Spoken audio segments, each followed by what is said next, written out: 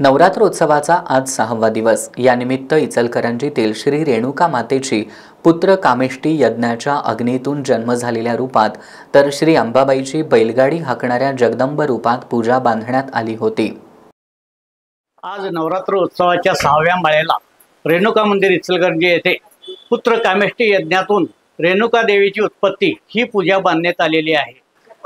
काश्मीरमधील कुंज नगरीचा रेणुराजा हा 21 कुमारिकाशी विवाह केला, पण त्याला संतती होत नव्हती. संतती नसल्यामुळे तो खूप निराश झाला होता. म्हणून त्याने राज्यकारभार सोडून तीर्थयात्रेला प्रस्थान केले. काशी गया हरिद्वार करत त्याने काशीमध्ये तीर्थस्थानावर आला. तिथं काशीमध्ये गंगा स्नान करून तो बाहेर येताच त्याला अगस्त्य ऋषींची भेट झाली. अगस्त्य ऋषींनी रेणुराजाच्या चेहऱ्यावरून ओळखलं की राजन, आपण कोणत्या तरी निराशेने ग्रासलेले आहात. त्यावेळेला रेणुराजा सांगतो की गुरुवार, की मी 21 कुमारिकाशी विवाह केला, पण मला संतती नाही आणि मला प्रजाजनाच्या रोषाला सामोरे जावं लागते. म्हणून मी राज्यकारभार सोडून तीर्थयात्रेला आलेलो आहे. तर मी या कारणामुळे निराश आहे. तर त्यावेळेला अगस्त्य ऋषी रेणुराजाला सांगतात की राजन, तुझ्या या चिंतेचं हे दूर करतो कारण आहे ते. तर तू गंगा स्नान केला, पूर्ण तीर्थयात्रा कर आणि या त्रिवेणी संगमावर, काशी त्रिवेणी संगमावर पुत्र कामेष्टी यज्ञाचे आयोजन कर.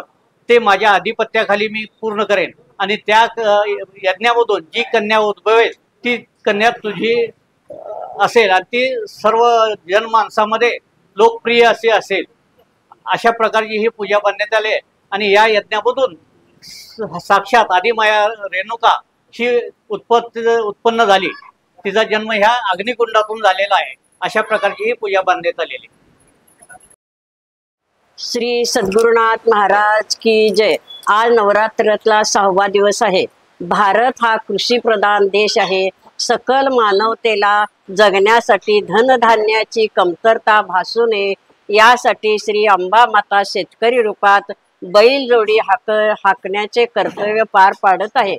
मात्र यंदा पावसाने बळीराजाच्या डोळ्यातून अश्रू आणले आहेत. तरीही बळीराजा न मानवता वृद्धिगत होऊन हसत मुखाने जीवनसृष्टीला अन्नधान्य कमी पडणार नाही यासाठी सदैव तत्पर आहे. श्री सद्गुरुनाथ महाराज की जय.